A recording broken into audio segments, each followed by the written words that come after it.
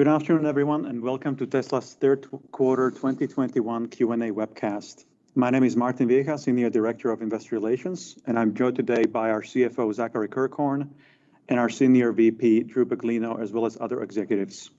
Our Q3 results were announced at about 3 p.m. Central Time in the update deck we published at the same link as this webcast. During this call, we will discuss our business outlook and make forward-looking statements. These comments are based on our predictions and expectations as of today. Actual events or results could differ materially due to a number of risks and uncertainties, including those mentioned in our most recent filings with the SEC. During the question and answers portion of today's call, please limit yourself to one question and one follow-up. Please use the raise hand button to join the question queue. But before we jump into the Q&A, Zach has some opening remarks. Zach? Yeah, thanks, Martin. We're continuing to make great progress as a company, setting new records on each of the most important financial metrics for Q3. Overall, we delivered just over 240,000 cars, 20% higher than last quarter and 70% higher than the same quarter last year. We were also able to achieve an annualized production run rate of over 1 million cars towards the end of the quarter. The increase in production rate has primarily been driven by further ramping of the Model Y at our Shanghai factory. Additionally, we have made great progress increasing production volumes of Model S and have recently started the ramp and deliveries of Model X. It will take a bit more time to get this program back to prior volumes, but based on demand, we are targeting to exceed historical production levels. We have also completed the transition of our Shanghai factory as our main export hub. This has enabled us to supply more vehicles to the North America market and to introduce Model Y to Europe. Due to part shortages and logistics variability, we have not been able to run our factories at full capacity. It's important to note that while we have roughly doubled deliveries year to date, this has been exceptionally difficult to achieve. I want to thank our supply chain team for their incredible work and our production teams for showing impressive flexibility as we make adjustments real time. This team's expertise in the chip industry across all tiers has made a huge difference when managing through these challenges. Additionally, we never reduced our production forecast with our suppliers as we're adding capacity as quickly as possible. I also want to thank our suppliers for their dedication and partnership to Tesla. Despite these increases in production and generally higher prices, our backlogs are continuing to grow and average customer wait times are extending. The only practical way to address this in the immediate term is to do everything we can to build more cars on our existing production lines, which is where we are focused. Similar dynamics are also playing out in our storage business, as we are working to expand Powerwall and Megapack production as quickly as parts and cells allow us to do so. Additionally, we have made good progress on the in-house battery manufacturing program, and we're excited to have expanded the full self-driving beta program to more customers. Financially, our auto gross margins reached 30.5% on a GAAP basis, and just under 29% excluding regulatory credits, which is our strongest yet. This benefit primarily comes from higher volumes, particularly out of the Shanghai factory, increased mix of the Model Y, and we have made good progress increasing Model S volumes. The Model S has now returned to positive gross margin, and we expect this to increase with higher production and the ramp of Model X. As was the case in Q2, there was some net benefit from pricing actions. However, this remains small in the context of other contributors. Please keep in mind that given backlog, it will take time for the impact of recent changes to flow through our financials. Note that we are also not yet recognizing additional revenue from the FSD beta program. Supply chain challenges, including expedites, continue to provide cost headwinds, as was also the case with FX this quarter.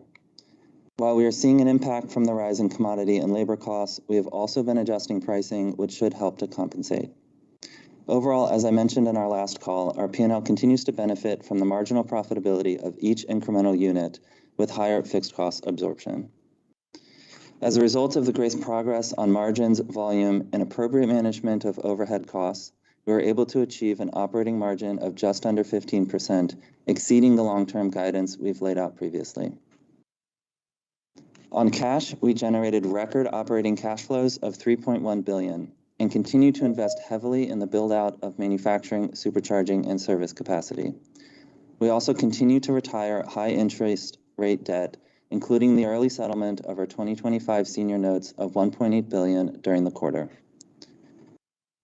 As we look forward, we are clearly quite a bit ahead of the pacing required to achieve our target annual growth rate of 50% this year. Q4 production will depend heavily on availability of parts, but we are driving for continued growth. We are also nearing assembly of our first production cars in Austin and Berlin. It's important to stress, while the first production car is an important milestone, the hardest work lies ahead in the ramp. Please keep in mind that we are pushing the boundaries on new product and manufacturing technologies at these factories, which makes it difficult to predict the exact pace of the ramp. These factories will also partially weigh on our margins as we work towards volume production. Overall, I'm very proud of what the team has accomplished, and I'm excited for our next phase of growth into Q4 and into 2022. The team has done a tremendous job improving our financial health in a short period of time, while also continuing to improve our precision and pace of execution. Thank you. Thank you very much. And we will now take questions from institutional and retail shareholders that we posted on our website. The first question is, when should we expect the first vehicles to be delivered with 4680 cells? Yeah, thanks, Martin. Early next year, from a non-cell perspective, structural battery crash, range, and reliability testing are on track to be complete this quarter. Testing to date has gone well, and the Fremont manufacturing line is on track to support. However, similar to what Zach said before, this is a new architecture and unknown unknowns may exist still. Our top priority is ensuring quality in what we deliver. And from a cell perspective, we are comfortable with the design maturity and manufacturing readiness matching the pack timeline I just mentioned. Thank you very much. The second question from institutional investor comes, do you still expect to start production of the $25,000 model in 2023? What are the biggest hurdles from now until then? Thanks, Martin. Yeah, we're working on a strategy to increase our production rates as quickly as possible. I think Zach spoke to that well. And we're doing this while trying to add the least amount of incremental complexity to the business. We don't want to add any new vehicles to our lineup when we're generally in a cell-constrained world, while there is still more runway to grow these existing products. We are focused on Model Y expansion in Austin and Berlin, ramping S and X further in Fremont to restore to past levels, while also growing 3 and Y production in Fremont and Shanghai. As we've mentioned before, after Model Y in Austin, our next product launch will be Cybertruck, and that timing, of course, depends on increasing cell capacity, both from our suppliers and through our in-house cell, as well as many other headwinds we face in the supply chain, and completing our currently full plate of products on the table. Thank you very much. The third question is, with FSD beta training datasets set to explode exponentially as software is released to a wider and wider audience, are there any early takeaways with regards to how quickly versions can iterate and be pushed out from bi-weekly to weekly or even daily? At this point, it's not so much about how much data can we collect, but how quickly can we process the data we've collected. This is where Dojo comes in, as we mentioned on AI Day. With substantially faster training computer in Dojo, we will be able to iterate more often than we do now. If, for instance, say the net takes 1 day instead of 1 week, makes a huge difference in our ability to push out more updates. But realistically, there's a whole lot more that comes into play when iterating software updates. The whole infrastructure from top to bottom, including testing and validation, needs to be set up for faster iteration. So daily updates are not really realistic for now. Thank you very much. The next question is, can you provide an update on future model development and how much diversity in your fleet will be necessary to achieve 20 million in annual volumes? The best-selling cars in the world today only sell slightly over 1 million units. So is it possible to achieve 20 million units with just SX3Y truck and the $25,000 car?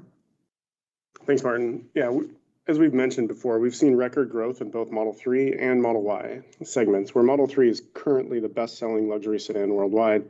And as we mentioned at our shareholders meeting, Model Y is poised to be the best-selling vehicle in the world.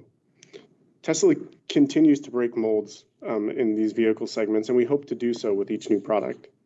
As we've said publicly, we will eventually expand the vehicle lineup to get to larger volumes, and we believe that we will need to be in all major segments across small, mid-size, large sedans, SUVs, and trucks to do so, along with, of course, the massive space of robotaxi. Thank you very much. The next question from retail shareholder is, what is Tesla's goal for vehicle production capacity for the 4 current factories, Fremont, Shanghai, Austin, and Berlin, by 2024?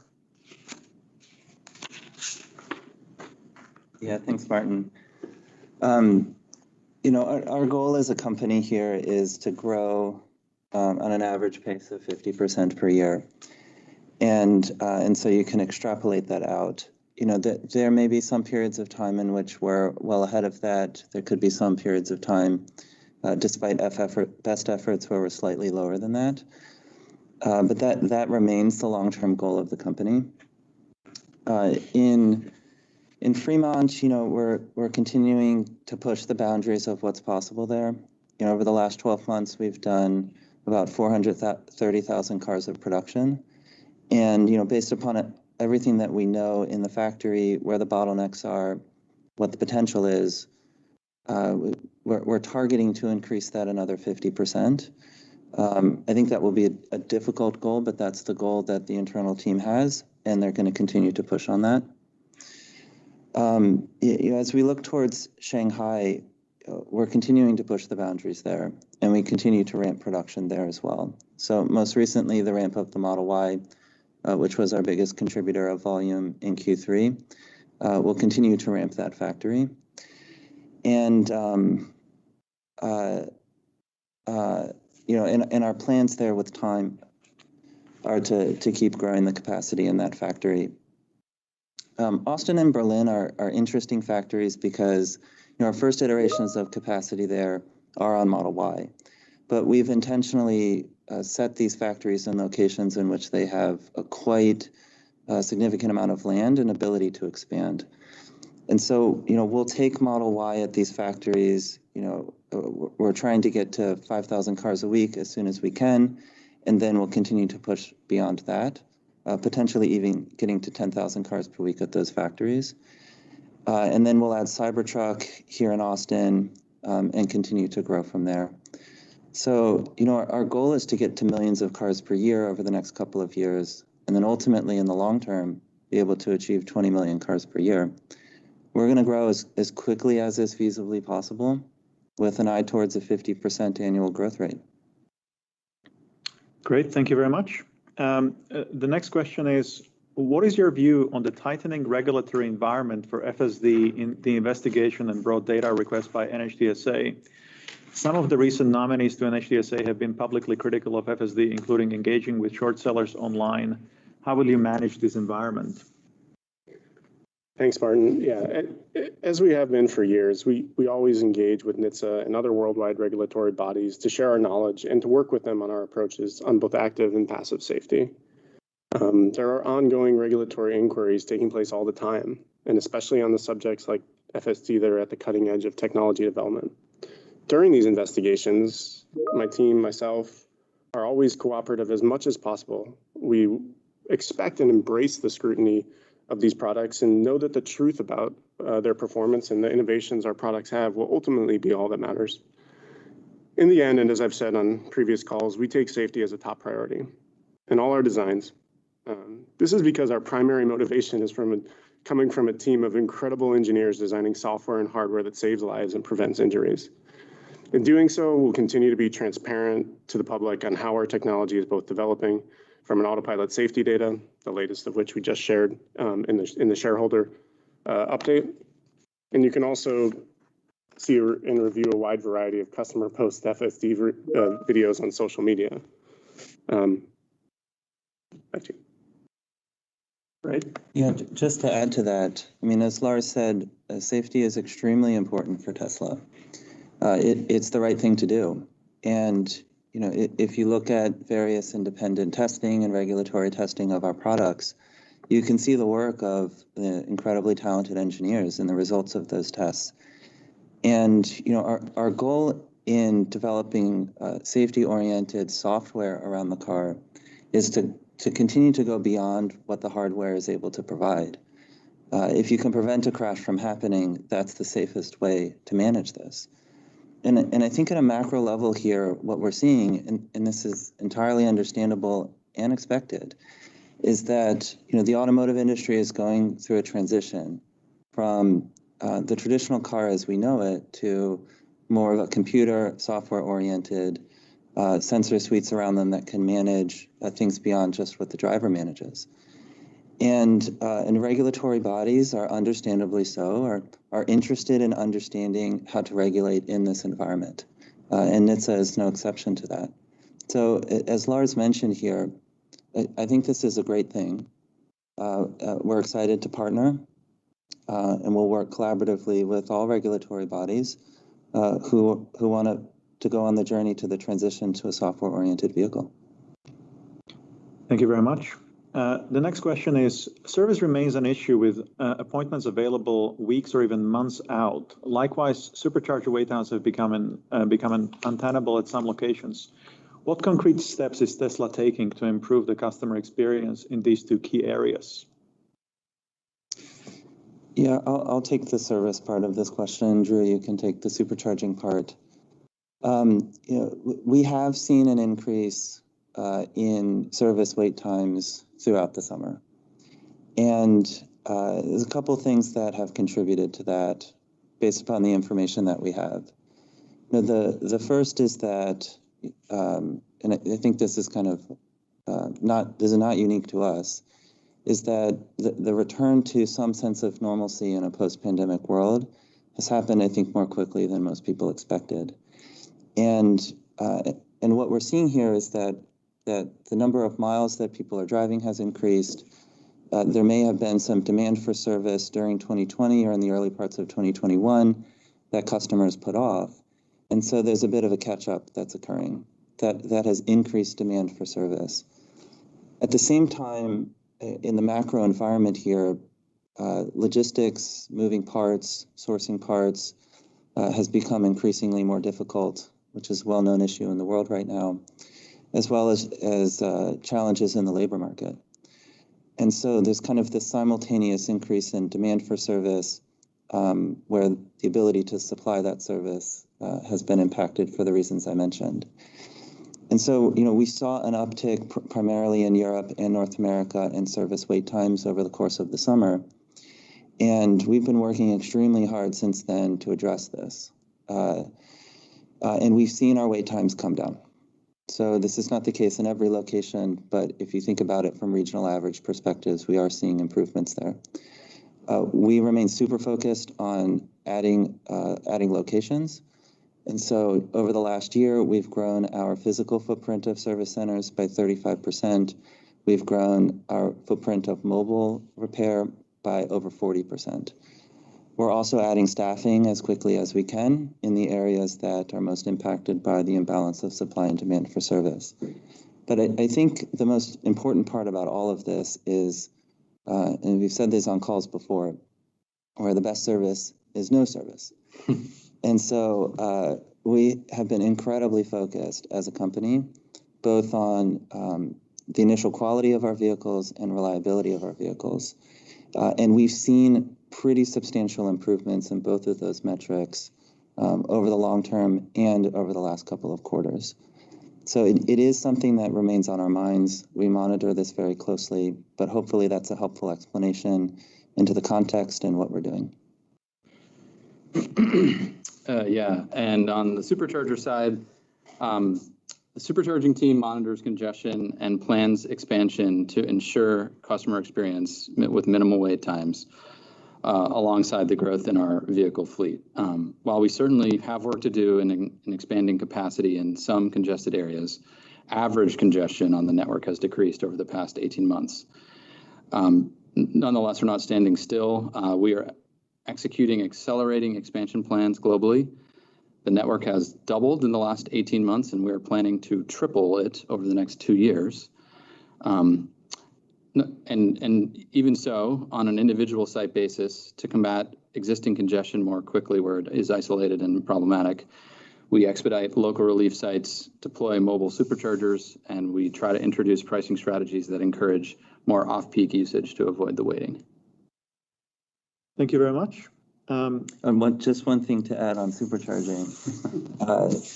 If you haven't experienced our latest iteration of battery packs that can handle fast charge rates in combination with our 250 kilowatt charging stations, is pretty incredible. And this is a really important component to supercharging capacity, because the faster you can charge, the more charge sessions that you can have on an individual post, the better the customer experience is as you're going on a long-term journey, because your supercharging times are lower. Yeah. So this is a really important part of the strategy. Supercharging team has done a great job rolling these out.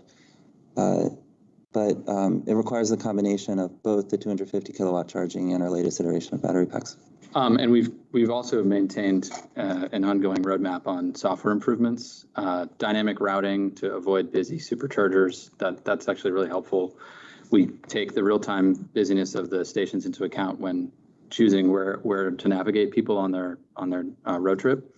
And beyond that, we're also continuing to improve the trip planner itself and how it estimates how much energy people use, so it's not too conservative and asking people to charge more than they need to, which is another thing that can delay a total trip. Great, thank you very much. The next question is Tesla considering any other ideas other than FSD with real-world AI that can bring additional software revenue to Tesla? If not, can Tesla consider building interesting games around FSD beta?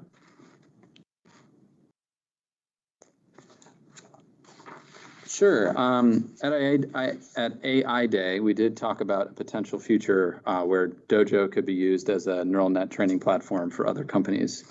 It's not a focus of ours today, as we're fully subscribed on Dojo with our internal uses. We do expect to continue to improve the in-car experience in the context of FSD. Great, thank you. And maybe last question from shareholders is, how has FSD take rate changed since the introduction of monthly subscription? Are there any plans to increase the FSD pricing as wider release becomes imminent? I'll take the second part of the question first. We won't be providing any kind of forward-looking commentary on our pricing strategy or what may happen here over the near term. With respect to the first part of the question, it has been an interesting thing for us to unpack within the company. I mean, what I'll say just as a general statement before I make a couple specific comments is that the things that we learn on FSD subscription today are not necessarily all that relevant. This is really more of a platform for when FSD beta goes into wide release and the features and functionality become more accessible to more customers.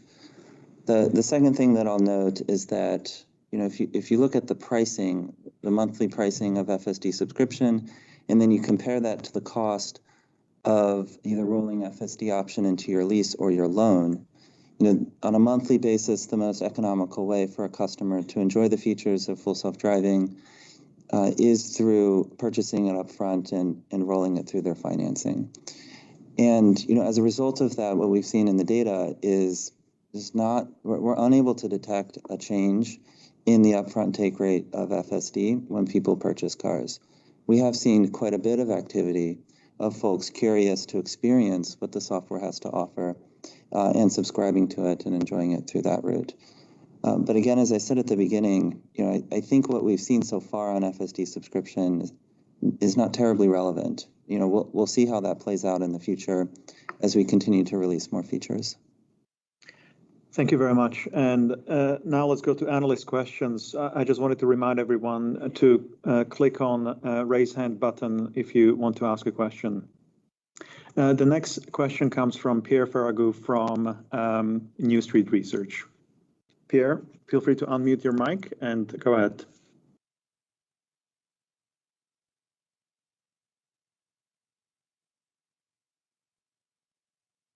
Pierre, I think your mic is muted.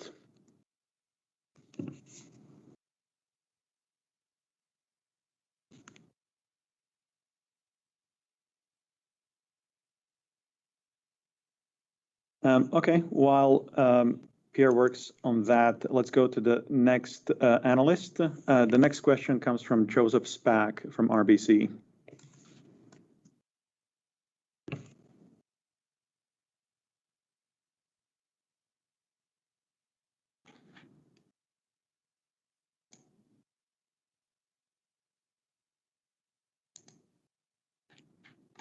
Joe, we cannot hear you. Can you click unmute?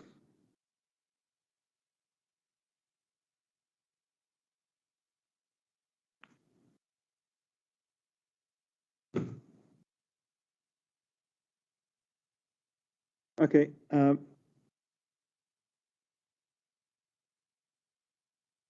While the team is working on that, let's just go back to say.com questions. So the next say.com question is, can Tesla allow for FSD to be transferred to another vehicle at a fee, something less than 10K?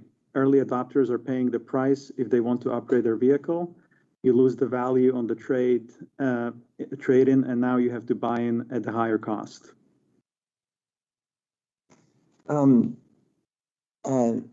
I don't think that this is widely known, but we're already actually doing the sentiment of what this question is asking. If you trade in your Tesla to Tesla, there's a difference in price that we pay for a trade-in that has FSD compared to one that doesn't. And so there's that premium that we pay to repurchase the FSD. That money can then be applied towards the purchase of a new car. So I just, we hear this feedback quite a bit. We see it on social media, we see it in the forums, et cetera. And so this already does exist. Not directly in the form here, and we don't call it out explicitly in the trade-in, potentially that we have increased the price of your trade-in as a result. And hopefully this clears this up because we do actually do that. Okay. And the next question is, Elon said that we get an update on Cybertruck in November a year ago, but it hasn't happened, and we know there are a lot of updates. Will you show off the new and improved Cybertruck? Yeah, thanks, Martin. You get a lot of questions on Cybertruck. We've been busy detailing the Cybertruck to achieve the prototype version we shared with customers a while back. As you may have seen recently on social media, we've built a number of alphas and are currently testing those to further mature the design.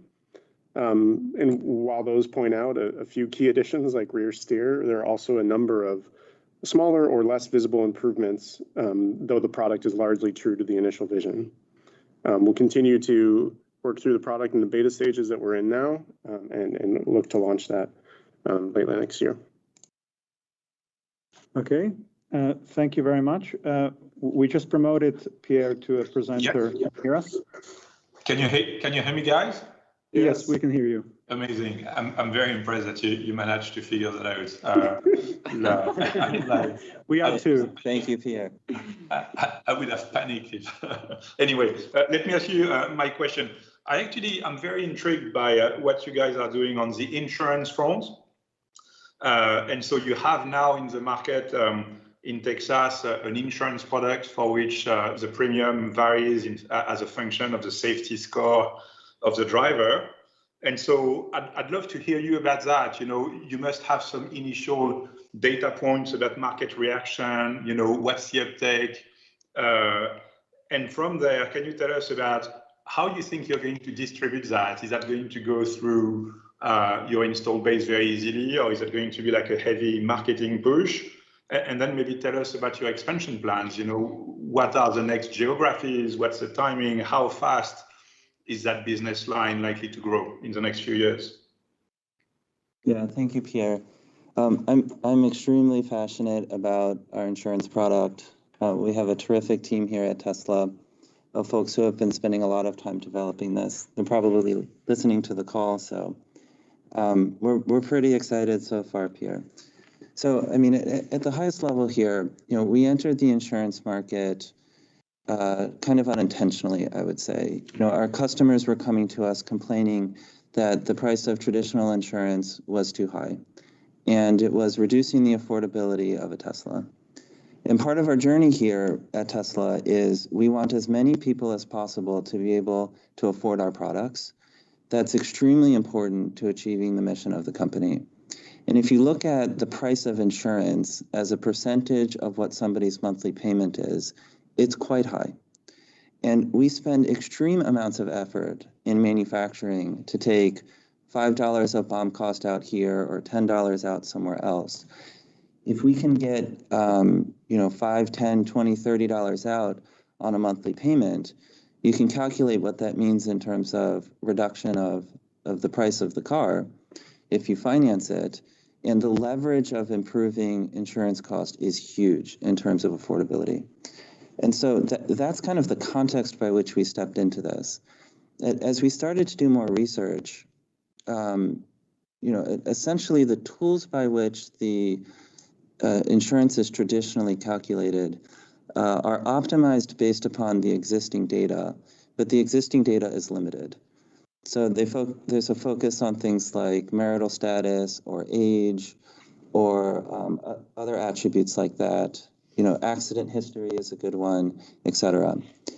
But what essentially happens here is customers who are low risk and don't actually file many claims end up overpaying on their insurance relative to their cost. That overpayment then goes to riskier customers who are essentially being subsidized. And you know, as we looked at this and we looked at the data, we thought this just doesn't seem like it's fair. You know, at Tesla, because our cars are connected, because they are essentially computers on wheels, there's enormous amounts of data that we have available to us to be able to assess the attributes of a driver who's operating that car and whether those attributes correlate with safety. Because we do get a signal when a car has been in an accident. So we've been spending our time looking at, you know, hundreds of different variables and also looking at billions of miles of driving history. And we've been able to fit a model that is able to predict with decent accuracy the probability of collision over a period of time. And the model is not perfect, right? The model is a function of the data that we have available. That data set continues to grow. We continue to experiment with new variables, but we do have a model that works pretty well so far. And from that model, being able to predict frequency of collision, we can then align that against a price curve. And we can have individualized pricing integrated into the car, integrated into the app, integrated into that customer's experience with a feedback loop back to the customer on how they are driving after every drive, the attributes that they were successful on or unsuccessful on, and the tips of things that they can do to improve their safety. So that's what we've developed. We then included the safety score as a part of the FSD beta enrollment program, where we have almost 150,000 cars currently using the safety score, and I believe the latest data is over 100 million miles of driving. So we've been able to go back and analyze that data, and we've learned two things coming from that. The first is that the probability of collision for a customer using a safety score versus not is 30% lower. It's a pretty big difference. It means that the product is working and customers are responding to it. The second thing that we've looked at is what is the probability of collision based upon actual data as a function of a driver's safety score.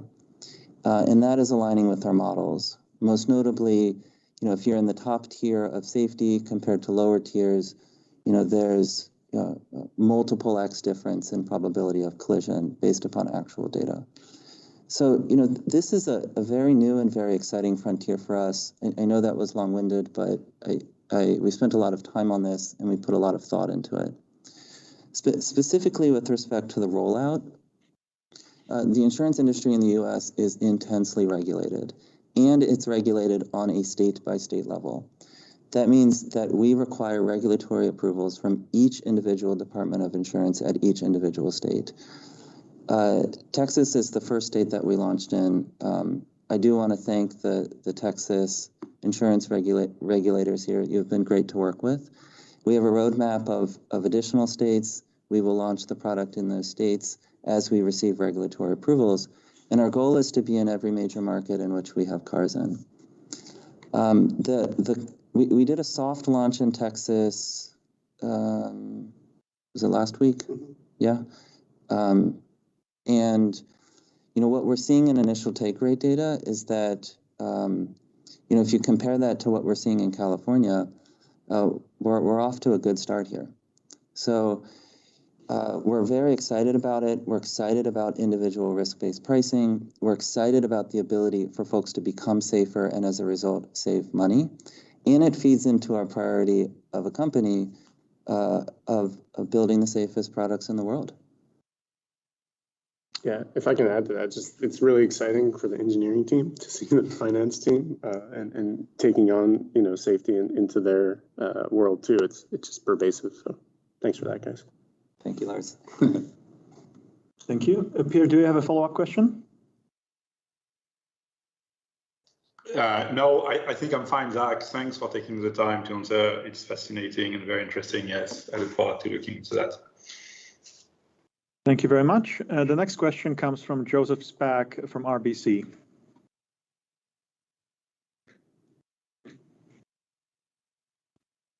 Thanks. Can you hear me? Yeah, we can hear you. Perfect. So Zach, as you noticed, or as you noted, you hit low teens operating margins. That was your medium-term target. You're there now, despite the number of challenges and not full utilization of some of the plans. So, how are you thinking about that target now? Does it allow you to either drive price down further to unlock more demand, invest in other initiatives, or does that target need to change? And in longer term, do you have an aspirational gross margin target as the mix of software and hardware changes?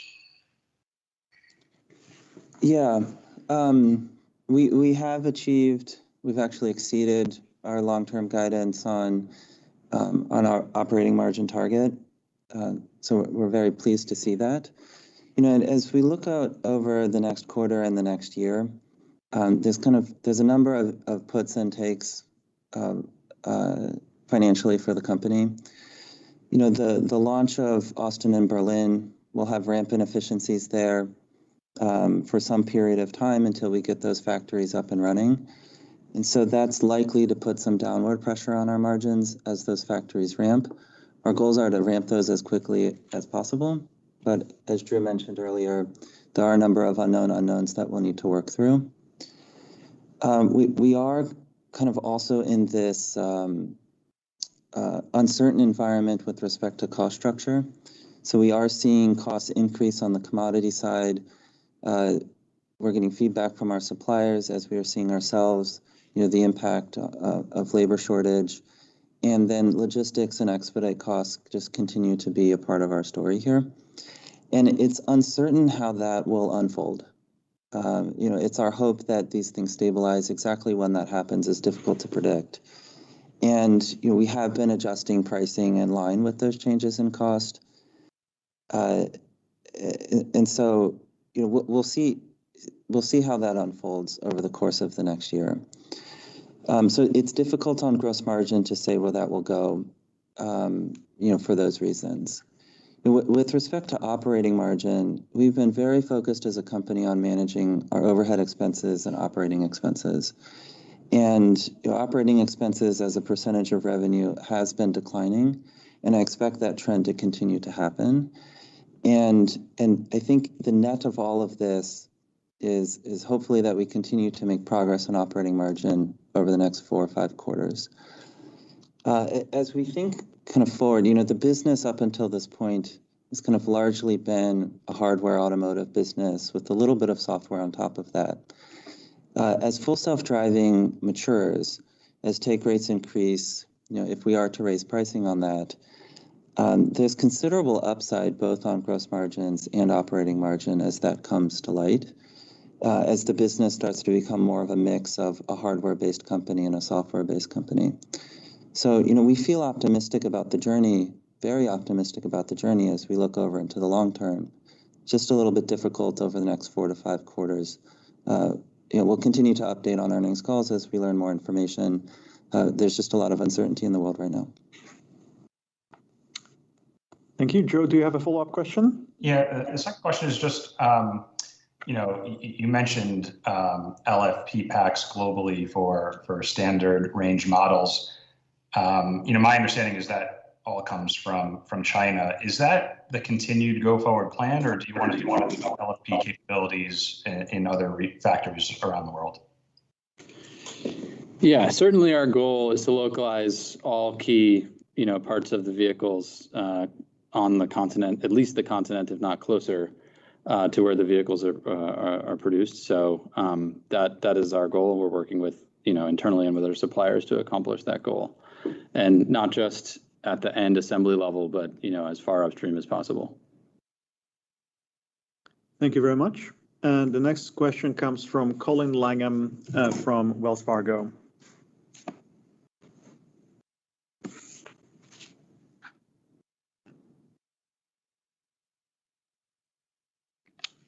Colin, are you able to unmute?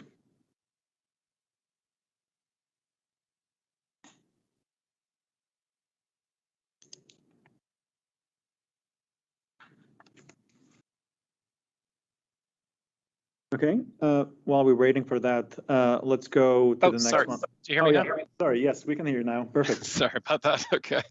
Yeah, just actually kind of following up on the question before. You'd mentioned commodities are rising, and when I look at a lot of the key raw materials in the battery, cobalt, nickel, lithium, all up 40%. And I know you guys have, done a good job of getting long-term contracts to sort of mitigate that impact. I mean, have you seen so far any impact from that spike? And if not, I mean, any sense of when that raw material headwind might actually show up or has shown up? Yeah, we have seen an impact. Our primary exposure right now is around nickel and aluminum, nickel in the cell, aluminum and non-cell. And, we have a mixture of contracts with various suppliers. Some materials we contract directly and we have full exposure to price fluctuations. We do have a number of long-term commitments, long-term contracts in place. We also have contracts where there's some amount of cost sharing based upon the movement of indexes. And so, as these have been moving, some of those costs have been flowing through to us. It's not a substantial amount of cost, but it's not small. As we look towards the next year, I certainly hope it doesn't play out this way, but it's possible that we continue to see more of cost headwind as a result of these movements. It's difficult to say precisely, but the volatility and the increases are just substantial. And there are certain suppliers that maybe up to a certain point have been absorbing some of the increase. And as contracts expire there, or we have to renew and extend them, we'll have to return to negotiations. And so, what we have to do as a company and what we are intensely focused on is we need to be continuing to drive down the cost of our products, which we have been doing. And we have to overcome cost increases that are outside of our control.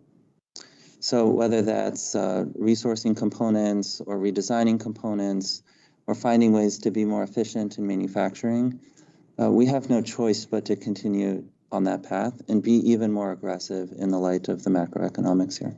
And diversification, right? Like, doesn't need to be nickel or cobalt, or, I mean, there's always another option. Thank you. Colin, do you have a follow-up question?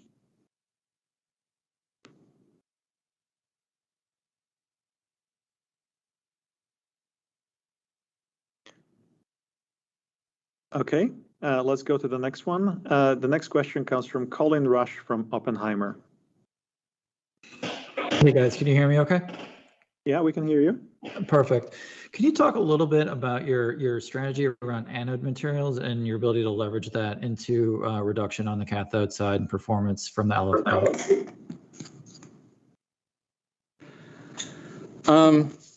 Sure. I don't know that I'm going to get into too many specifics, but I guess first, one thing I would say is, unlike the commodities discussion we just had, like the anode materials are not really in the same situation, just in terms of what their constituent components are. So there's less of a focus on like rapidly changing them one way or the other, because they're generally stable commodities. There isn't, exactly like a tit for tat, where like get a better anode, use less cathode. Like there's a fundamental ratio that you need to maintain for the cell to function. So I guess zooming out, the primary focus on the anode side that we have is just ensuring that it doesn't in any way, that we are able to continue to reduce the cost of the anode without impeding on the long-term cyclability of the product. It can also help with energy density, as you like sort of improve the energy density of the anode, you improve the energy density of the cell, not directly one-to-one, because you have to pack more cathode in as the anode gets better. And that's a focus as well, but the trade space is just sort of cycling versus day one cost. That's super helpful. And then just around the vehicle pricing strategy, obviously there's a lot of flexibility there for some customers and not. Can you just talk a little bit about the process around vehicle pricing and how quickly you expect to change that and adjust as you see some of these commodity prices flow through the cost structure and you look at the demand dynamics for vehicles? Yeah, pricing has been a really difficult thing for us over the last couple of quarters. And where part of the challenge is, the great thing that we're seeing in the space right now is there appears to just be quite a profound awakening of the desirability for electric vehicles. And to be totally frank, it's caught us a little bit off guard.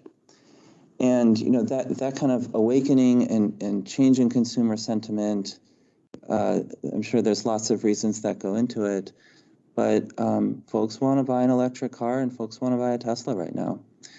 It's very exciting for us. At the same time, we have installed capacity to build more cars, but we're constrained by a number of dynamics, as we've talked about in great detail. And we are putting in extreme effort to build as many cars as we possibly can. It's hard to overstate how extreme the efforts are. It's quite the grind. We're trying as hard as we can to maximize that capacity and to be able to meet the demand that we're receiving. But the net of all of this is that we're not able to increase production capacity fast enough. So, at the same time, we are seeing macroeconomic cost impacts on our structure, as we've discussed previously on the call. So we're trying to think through, if somebody orders a car now, it could be delivered in some cases, depending upon the car and which factory, could be a couple of months, could be a couple of quarters. And the timing in which we build that car will be just before that car gets delivered.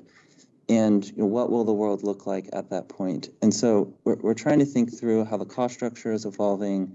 How does pricing need to change with that? What are the supply dynamics in the space?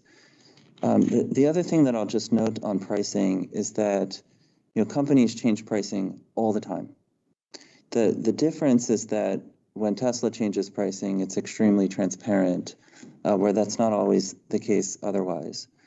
And sometimes our pricing will increase, sometimes our pricing will reduce.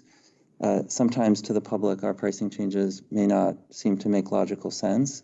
But there is a strategy that we work behind the scenes as we're balancing supply and demand, as we're also trying to balance various shortages on parts, as we're trying to manage wait times. All of that goes into the optimization here. Okay, thank you very much. The next question is from Brian Johnson from Barclays. And Brian, please go ahead and you can unmute.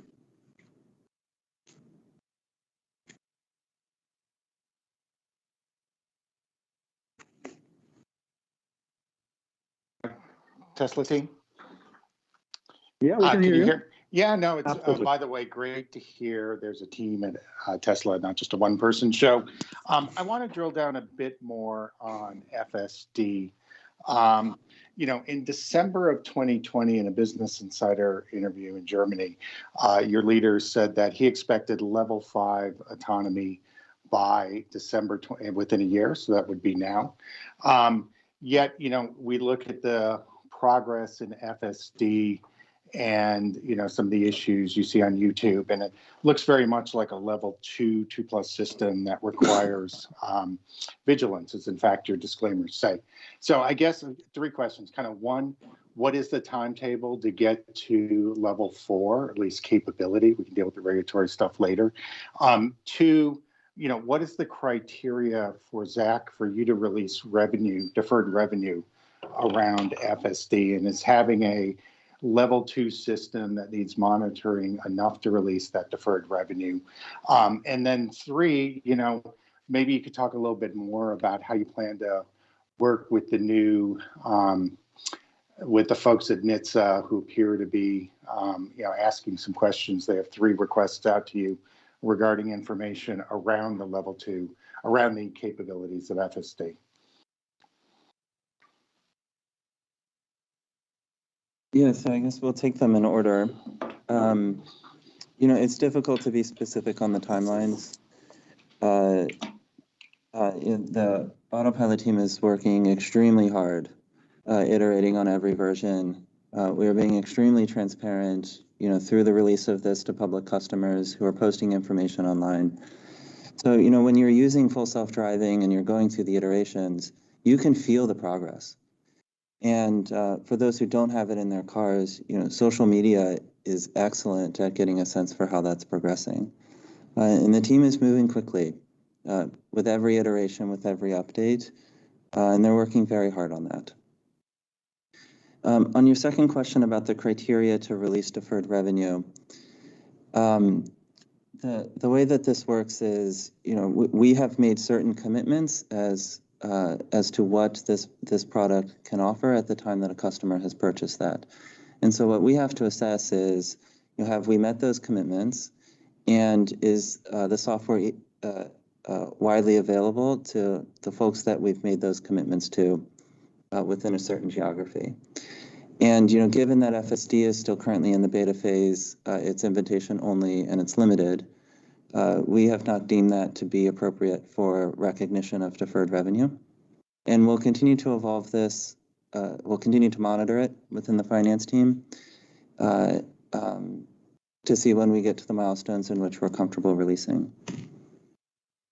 On the NHTSA question, Lars, do you want to take that? Sure. I mean, as I said earlier, we always cooperate fully with NHTSA and other regulatory bodies in any sort of investigation they may have, particularly related to ADAS systems. When they came out with the standing general order in July, we were quick to respond to that, and one of the first and only companies capable of actually meeting the needs of that report. We continue to send that information to them as required, weekly, and as incidents occur. And with the additional investigations, as I said, we meet that with great sincerity, and we'll work through them one by one to make sure that all the facts come out, and that NHTSA is well informed about our strategies for both active safety in this case, but also passive safety. As you guys may know, we released updates to our airbag and restraint system last week to Model Y using our fleet data. We worked closely with NHTSA on that, and they were fully in the loop before we did it. So I think these kinds of things will continue to happen in the new regulatory space that Zach discussed as we move towards a software-based vehicle, and we're happy to be a part of that journey. Thank you very much. And the next question comes from Trip Chowdhury.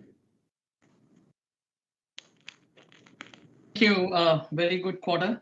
I had 2 quick questions. First is regarding the 2 upcoming factories in Berlin and Austin. Who are the 2 factories different from each other, maybe in the layout, design, assembly lines? And the second question is related to Cybertruck. Who is the supply looking at? If you look at the exoskeleton steel, is the supply for that material sufficient for immediate ramp up, say in 23, 24 time for Cybertruck? That's all for me. Yeah, sure. So obviously, as we've noted in the past, we developed our own stainless steel grade for the exterior Cybertruck to meet both the durability and corrosive requirements required for an automotive world. With this raw material and others, as Drew mentioned, we continue to look at multiple sources. We have made some early sourcing decisions in that, but I think we'll keep that one internal, and we've already began the first cast ingots of that. Rolling stainless isn't so different from rolling any other material. It's just about how hard the rollers are to get to that hardness level. And, just like every manufacturing process we put in for every new vehicle, we'll work with our suppliers and vendors to make sure those timelines and supply meet the need and demand of our customers. And on the differences between Austin and Berlin, there are some. They're largely associated with the different sort of building architectural choices that were, happen to occur in collaboration with like local codes and other sort of governing requirements that drive the differences in the architecture between the locations. In general, though, like we're trying to progress the manufacturing system as a system and make sort of logical, like path-defined improvements from factory to factory. And in some cases, there was an improvement identified between like decisions for one Austin, the other Berlin, or vice versa. And so there might be a slightly newer iteration of one part of the factory in one place than the other, but it's all part of a path forward in the factory that builds the machine that builds the machine, sorry. Thank you very much. And the last question comes from Jed Dorsheimer from Canaccord.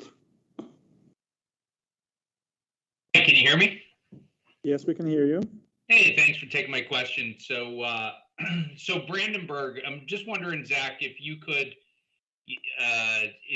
estimate the carry cost from a margin perspective, or I guess in two parts. So, when do you still expect production coming on in 21? So, a couple months left in December, and how do you see that margin impact as a function of the carry cost? And I do have a follow-up question. Sure. So it remains our target in both Austin and Berlin to be able to build our first production cars before the end of the year. We've talked about this a bit, the unknown unknowns, new factories, new vehicle designs, new technologies, new locations, new teams. So, there's quite an execution journey ahead of us, but that remains our target, and all of our plans are oriented around that. We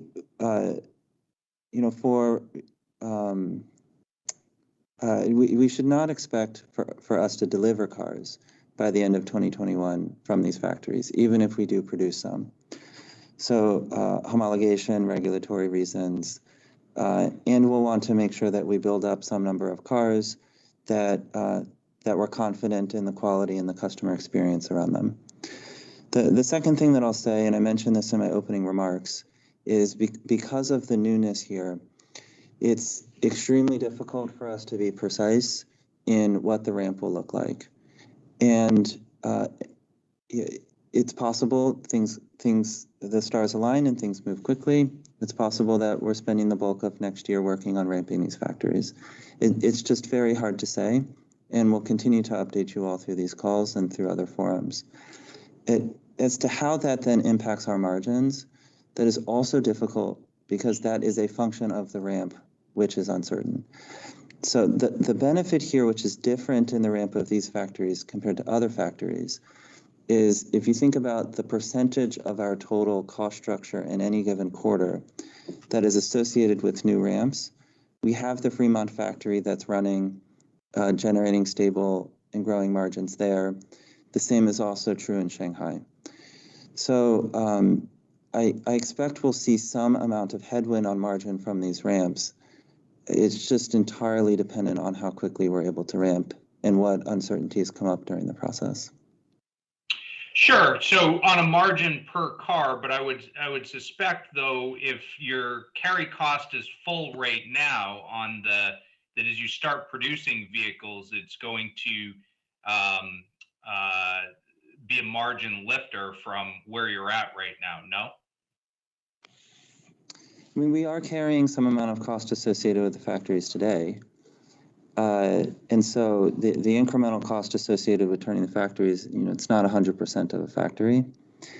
if that's what you're getting at in your question. Yes. Yep, that's what I was getting at. Yeah, we also actually saw a very similar dynamic to this when we were launching Model S earlier in the year. So, when a product starts launching, and then cost of goods sold starts to activate, depreciation starts to activate. There's a bit of a movement in the P&L as to where that cost resides. So yes, to some extent, Brandenburg and Austin costs are already flowing through our P&L, but we still need to continue staffing and ramping and incurring all the operating costs associated with a factory that we're not spending right now. Fantastic. Thank you very much, everyone, for all your questions. And we'll see you again in 3 months. Thank you very much and goodbye.